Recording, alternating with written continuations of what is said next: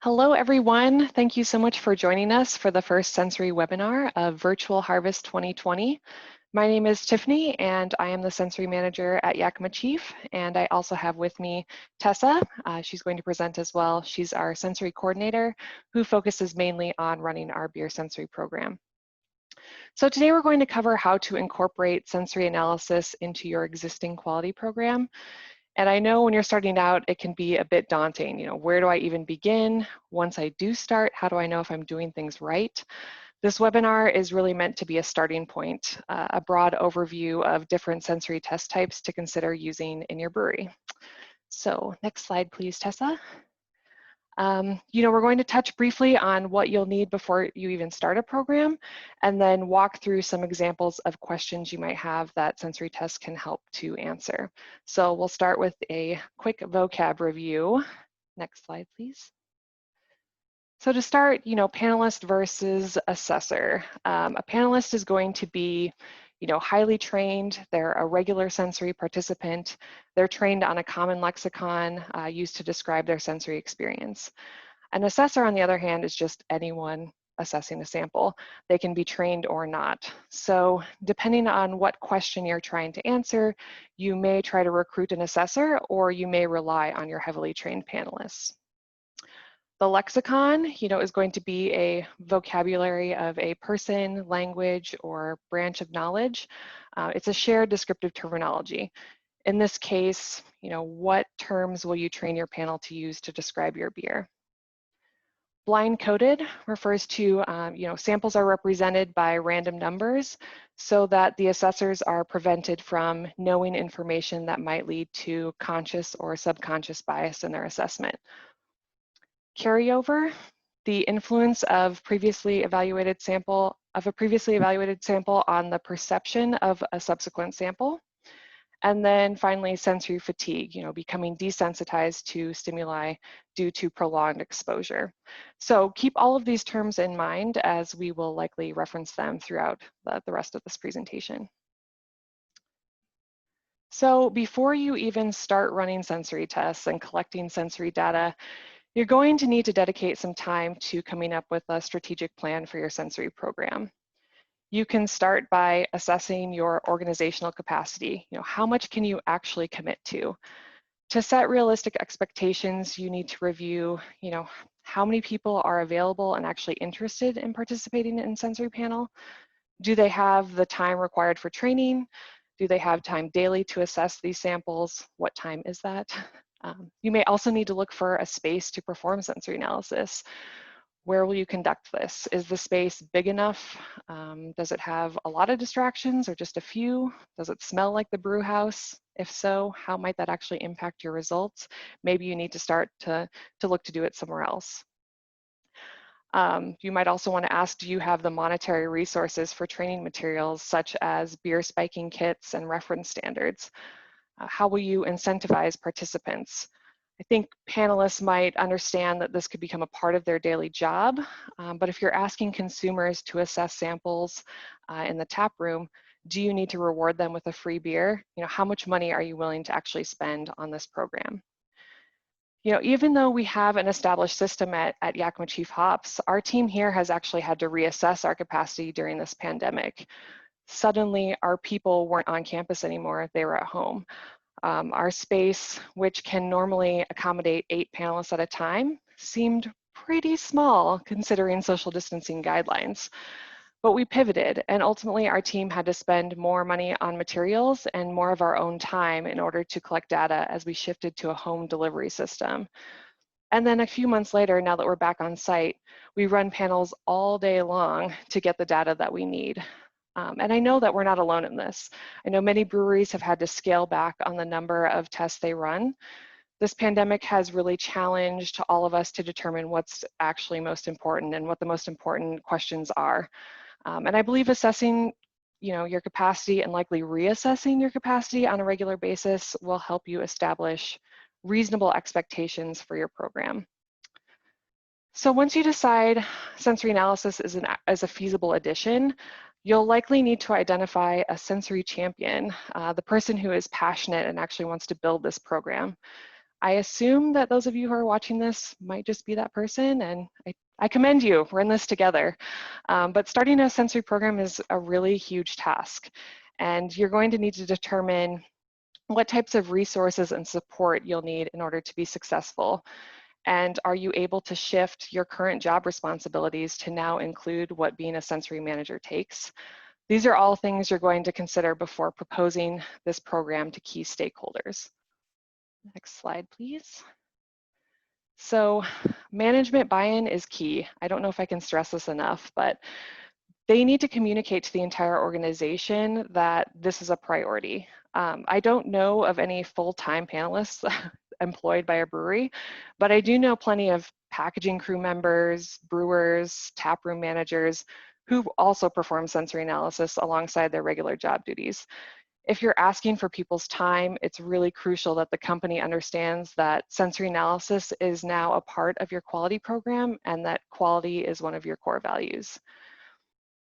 Another way to get buy-in is to identify who this program will impact and then get them on board. So identifying those key stakeholders. You know, when you reach out to quality, does this team understand what you're trying to do? How will they use your results to inform decisions? How can you work together to report on each beer that's coming off the line? Also, if you reach out to maybe the sales and marketing team, do they understand what value you bring to the table? How will your data actually benefit them and make their job a little bit easier to do? Campaigning for the program could actually potentially gain you new panelists, but ultimately the most successful sensory programs come from organizations where leadership shows full support. It's important to discuss the possible outcomes of the tests before you even run them. Will the business decisions made be any different if the test comes back with evidence that a beer should be held from release? I mean, this is a difficult hypothetical conversation to have, but it builds trust in both parties and ensures that the time and energy spent on sensory analysis aren't spent in vain. So, and then finally, you're actually going to want to define your goals, or at least your initial goals to start. Determine what questions you're trying to answer with sensory data. You're probably going to have a lot of questions that you'd like to answer, but which ones are the most important to your organization? Are you looking to dial in consistency in your flagship beers, or are you looking to create an innovative one-off beer program? Depending on that, you'll be able to decide what tests you need to be run and what they actually require. So with that in mind, I know that's a lot to take in, but I'll just go through the first example, which is the true to brand test. And this one really answers the questions, does this beer taste like the way we usually describe this brand? Or is this beer out of spec? Is this beer true to brand? True to brand testing, or TTB testing, as I've seen it referred, should be used only on brands consistently produced in the brewery. It's not really appropriate for one-off beers. Panelists who are recruited for this test should be very familiar with the brand being tested and should be trained and validated on off flavors in beer. And there are many places where you can actually purchase off-flavor kits. There are companies such as Aroxa, Flavor Active, Siebel Institute.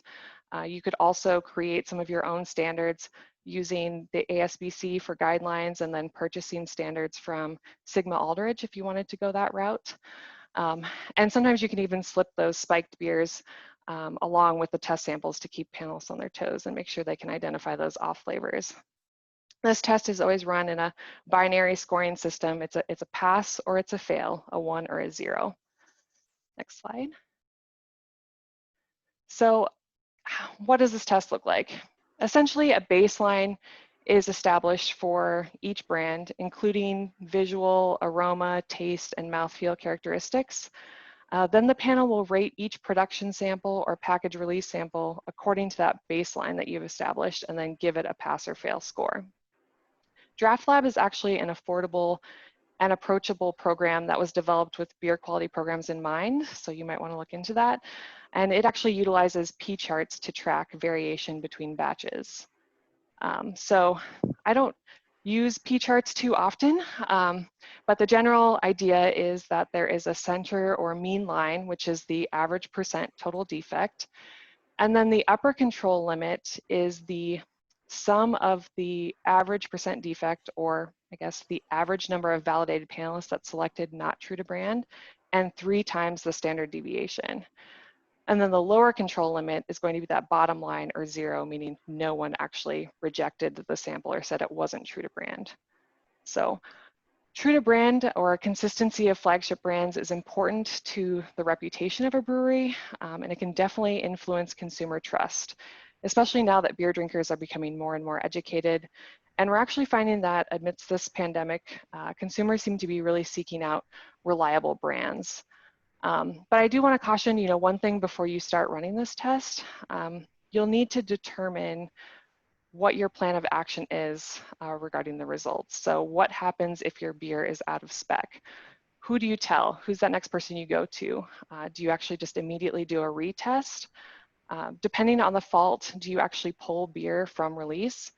I know that each brewery will actually answer these questions a bit differently, and it's important to talk about it with management before you pursue this test type. So that's all I actually had for the True to Brand test, and I'm now actually going to hand it over to Tessa to continue talking about other sensory test types. Thanks, Tiffany.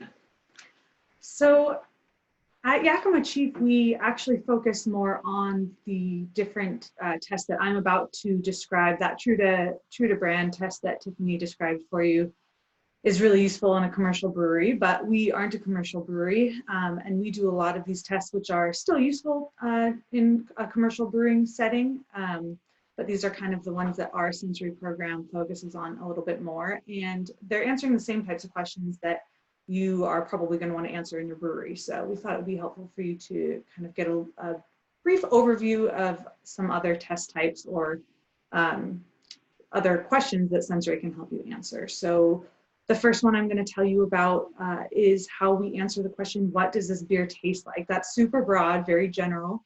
And to answer that question, we use something called descriptive analysis. I guess it's kind of the answers in the name. You describe the beer.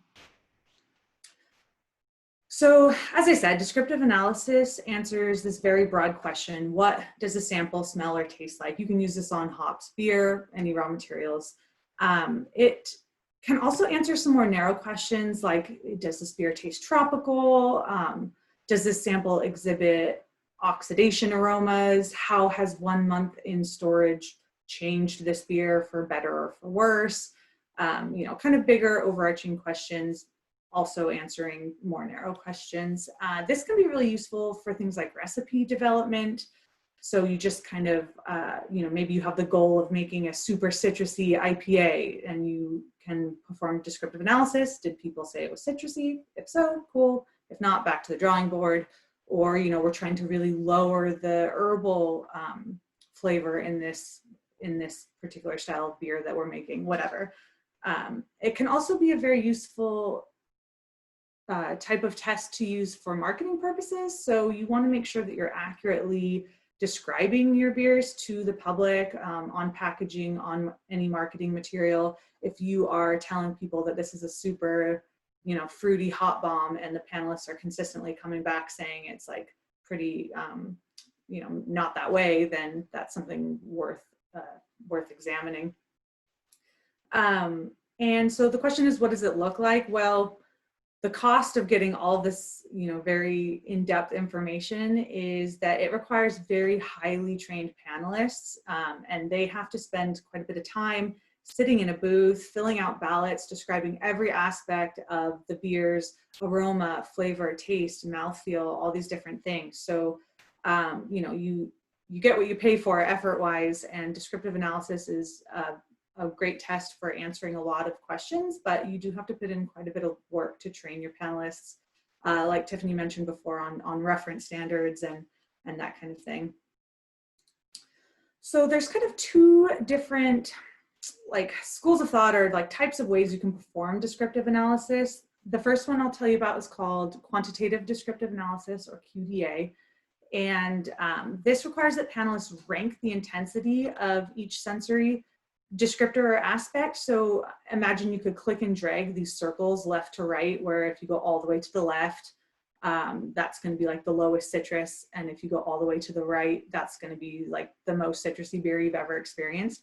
So it does, require that, that panelists understand how to use that system of scaling. And it's important that the data is collected on unnumbered lines to eliminate number bias. I know it sounds crazy, but people will have biases towards either like their favorite number or a number they don't like, and they'll tend to hit that number more consistently or less consistently, and it can ruin the data a little bit. So unnumbered lines are kind of the standard there. And then the result of running this test and getting all of your panelists to drag that slider across for every single attribute is you can then average those percentages. So just to make my mental math easy, we'll say we have 3 panelists who said citrus was 80% strength and 3 panelists who said citrus was 60% strength. And the average will be 70%. And we can say, that's a fairly citrusy beer. And we can compare that against other beers. This is a little, we're not going to get too much into the weeds of like statistics, since this is supposed to be an introduction to sensory tests, but the issue arises that people use this scale very differently depending on a lot of factors like experience, confidence.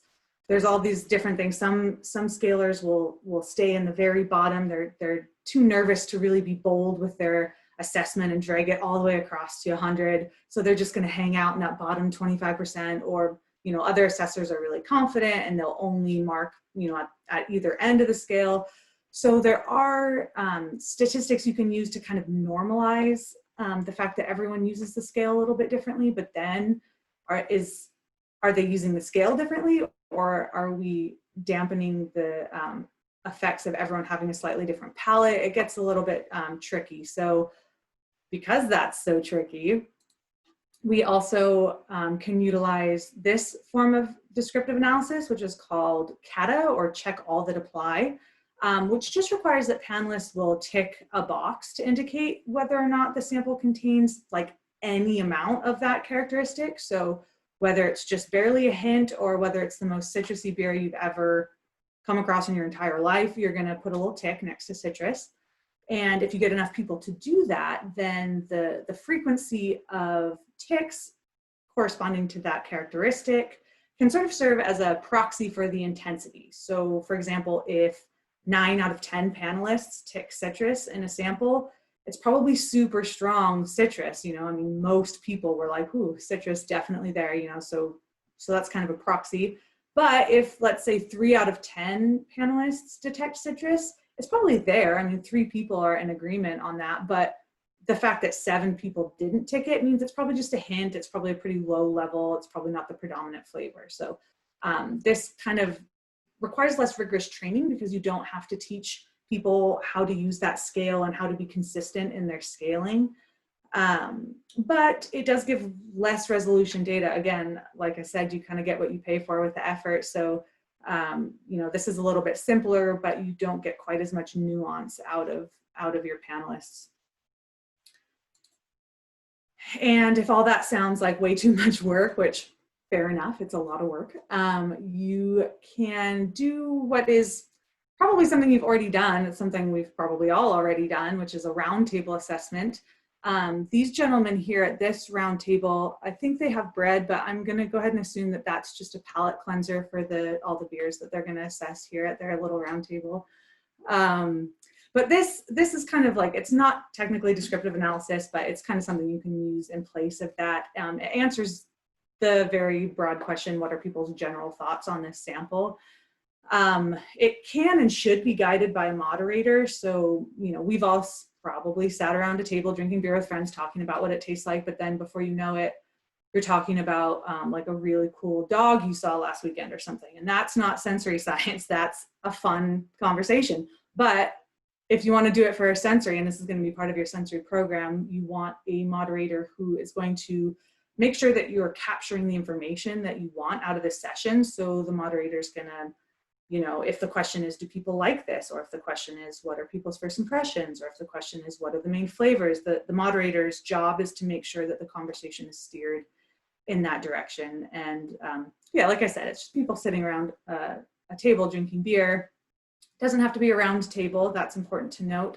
Don't blow your budget at IKEA buying a round table for this test. And really the sample is just distributed to everyone. It's popcorn style, you know, whoever has a thought kind of contributes it, and then the moderator kind of helps things flow in the right direction. And it's really important here, because of this sort of popcorn style lack of structure, that the conversation remains constructive, and also that all participants feel empowered to speak. And it's important that you kind of have people at the table who have a different range of kind of palettes and perspectives. It should be sort of representative of kind of either your target demographic, or just like kind of a rounded out group of people who are, you know, diverse in many ways. And yeah, so this test, you know, it's not going to give you any scientific data. You know, you're not going to publish a journal article with roundtable assessment data, but it's a great jumping off point to kind of decide on your next test, or you know, just to help guide things in a more general way. And the reason that this isn't very scientific is because roundtable assessments are susceptible to so many like interpersonal biases of power dynamics, and you know, one loud person can really dominate the conversation. We've all been at that roundtable where one person is, you know, saying what they think loudly and proudly, and then everyone's like, oh yeah, blueberry, I totally get that, even though they never would have said that before. So people are really susceptible to suggestion bias and all these things. And, you know, like I said, with the power dynamics, if you have the CEO of the company or the head brewer or something at the round table, and that person says something, you know, people are going to feel more inclined to agree with that person rather than maybe feeling confident to say what they think themselves. So those are all things to be very aware of, and that's kind of the moderator's job to be cognizant of those impacts and to try to mitigate them sort of wherever possible. So another very useful test that I think is quite useful in a brewery, as well as kind of what we do research-wise, is the Tetrad test, which answers the question, are these two samples noticeably different? You may have heard of the triangle test, which is kind of the spiritual predecessor to the Tetrad test, but we have fully switched to the Tetrad test. It has more statistical power.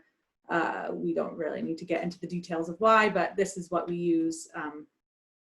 And I will show you what it is. So the Tetrad test answers the question, are these two samples noticeably different? So this is really useful for, you know, if you want to switch a raw material supplier, or you have a process change, you buy a new piece of equipment, and you want to make sure that the beers you're making post change are the same as the beers you were making beforehand, especially if you have customers who, you know, are loyal to your brand, who have a favorite beer of yours. You make some change, you get a new malt supplier, you get a new fermenter, and now you're making different beer. People aren't going to be happy with that. So it's really important to make sure that if you want to make a process change, you double check that you're still making the same beer after that change. And if you're not, then you need to address that probably. This is an example of what's called an unspecified difference test. So the nature of the difference should be completely unknown to the assessors. You're not asking which of these samples is the sweetest, you're just asking which of these samples are the same, which are pairs. And I don't know why, but I struggle to explain this test. So I've actually created some visual aids to help me explain it, because words just aren't sufficient for this one. It's kind of a funny little test. So basically, if you're the assessor, you are presented with 4 samples, like 4 little cups of beer, and each one will be blind coded with a different randomly generated number. It doesn't have to be 3 digits, but whatever. And within these 4 beers, you actually have 2 sets of 2. So it's 2 matching pairs, but they're randomized. You don't know which ones match. You are meant to go through and tell us which ones match. So in this example, we'll say that the assessor went through, tasted all the beers, and said, I think 472 and 935 are a matching pair. So they circled those. This implies that 387 and 601 are also a matching pair. let's see if they got it right. Oh no, they didn't get it right. So for this very hypothetical example, 387 and 935 were actually the matching pairs. So this person got it wrong, but it's not a failure. It's not that they're bad at sensory. It's just that these samples were so similar that this person was unable to tell them apart in a reliable way. And that's still really useful information. So with the example I gave before, say you switched your malt provider and you want to make sure that the beer you're making is the same as what you made before. If you had a Tetrad test where, you know, the blue samples here are the old beer and the red samples are the new beer, this person couldn't tell them apart. So great, carry on, this is going to work. On the other hand, if, you know, a vast majority of assessors were consistently capable of identifying the pairs correctly, that would indicate that the samples are noticeably different, and you probably want to examine your process. Maybe you want to ask a different question about these beers now that you know that they're different. And we will link some information about what statistics you would need to run to actually get, you know, to know whether or not the likelihood of people guessing correctly is different from what you ended up with. But again, this is intro to sensory tests, so we're not going to go too into the weeds on stats. But for this test, the more people you get, the more power you have, the stronger your answer is. So this is a good one to recruit a lot of assessors. You don't need trained panelists for this. You can recruit from all over the place. Just get as many bodies as you can doing it, socially distanced, of course. But the trick is making sure that assessors understand how to conduct this test. Like I said before, sometimes I have actually kind of a hard time conveying what people should do and kind of like the nature of the test. So it's important that when you hand those samples off that people totally understand, this is my task. It's important to make sure that that's quite clear. And if we'll link a bunch of resources at the end here, but this is an ASBC method if you have any more questions about that. And a final note on this is these like difference or discrimination tests are often really overused and abused. So the overall difference tests, like the Tetrad test, are really limited in scope, as they can really only answer if there is a perceptible difference between the samples. They can't actually tell us how the samples are different, or even if one sample is better than the other. So a word of warning not to kind of overextend your interpretation of this data. It's important to, you know, we know what the question is asking. We're asking, are these different? And that's the only answer we get from this test. But if you want to know which one people prefer, have I got the test for you? It's called a preference test, and it answers the question, is this beer good? Or is it better than this other beer? This is, we're getting into kind of consumer testing territory, and this is really important for breweries because it's really important to know if, you know, you're putting all this time and effort into making this beer. Is it good? Do people like it? That's a very important question that you should definitely be asking. So it's not very useful to just give one sample and be like, do you like this, yes or no? I mean, it's so arbitrary and like, okay, yes or no, I don't know, what does that mean?